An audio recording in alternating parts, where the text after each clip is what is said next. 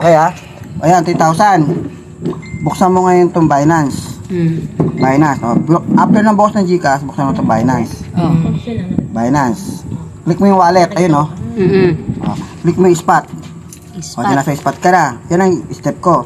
Ngayon yung lamang ko, $1 lang. Click mo itong home. Marunong no, si Combo. Home. Ayan, click mo yung P2P trading. 2P.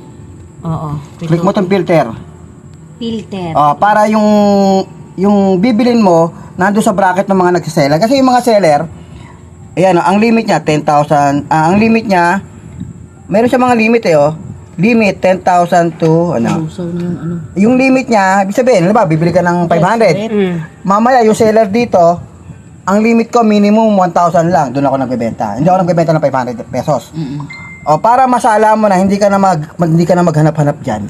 I-filter mo na. So, halimbawa, halagang pwedeng mababa, wag lang masyado mata. O, 2.8 na lang lagyan natin, 500 pesos. Yeah, 500 pesos. So, lahat ng mga nagbebenta dyan na 500 pesos Napasok na minimum, lalabas na sila dyan. Tapos, lalagay mo GCash. So, lahat ng mga GCash, nag-accept ng payment ng GCash, andyan. So, 500 pesos, tapos GCash. Confirm. O, lumabas na ngayon yan. Lahat yan, nag-accept ng GCash yan. Na-filter mo na Lahat din yan, nag-accept ng 500 pesos. Wala na dyan yung 1,000 pesos pataas. Kasi yung iba dyan seller, 20,000 pataas ang limit. 56.34, di ba? Halimbawa, i-filter natin siya ng Ayan na. Ngayon, pipili ka ngayon. Ayan simple guy. Ito, dito tayo. Konti lang diferensya. 0.5 lang, $0.5 lang. Dito tayo, buy. Click mo yung buy. Okay? Tatandaan mo rin yung mga binibila mo na yan. Ang dami. So, ang binila natin, sino? Si 011.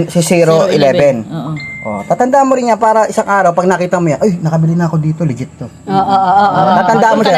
Gusto mo i-record mo pa siya. Ako, parang sumabi ganyan. Nasa utak ko lang. Okay, type mo ngayon yung 500. Sanay na. Diba? Yung 500 pesos mo, $8.87. Click mo yung buy. Buy with 0p. Yan na. Click mo yung chat. Kasi magchat-chat ka muna para siguradong online siya bago ka magpadala. Online, ayan, lagi. Yan ang sistema ko lagi. Online, hintayin ka. Pagka nagkaroon ng check to, nabasa niya na. Ayan, pag nagkaroon check, tapos magkita yung mag-reply. Kasi minsan may pinapagawa pa siya Ayan, nakita niya. I'm waiting for payment po. Diba? Pilipino lahat yan Okay, proceed. Ibig sabihin, magpo-proceed daw. Make payment. Okay, so baba ka ngayon. Ayan ang GCash niya. Name? Ronaldo A. Okay, so tatandaan mo yung Ronaldo. Tapos click mo tong copied. Di ba? So Ronaldo yan. Magkano yan? 500, di ba? Click mo tong send sa GCash mo. Click mo yan. Normal lang. Paano ka nagbabayad? So yan. 500. 500. Ronaldo. Yan Ronaldo. Siya nga yan. Di ba? Bayaran mo. Screenshot. Punta ka ngayon dito. Balik ka dyan. Kailangan mapindot mo to. Kasi pag hindi mo napindot, hindi niya re-release. Ito yung palatandaan na nagbayad ka. Yan. Tapos, double check niya kung nagbayad ka, pero pinakagusto nila, isend mo yung screenshot. Minsan hindi i-release pagka hindi. Ni-release agad, wala pa yung screenshot ko. Wala pa. Ibig sabihin, nagtiwala siya. Yung ibang seller, hindi yan i-release hanggat hindi mo pa na-send yung screenshot. Okay. Kasi minsan, May tuso din sila. nagkataon lang, ni-release niya. Mabait. Kasi nakita niya kasi pangalan ko yung GCash, pangalan ko rin yung Binance. Hindi na siya nagduda. Okay, kasi hindi pwedeng ang ipambayad mo ng GCash ay GCash ng kapatid mo, pero Binance mo nakalagay. Ayaw nila.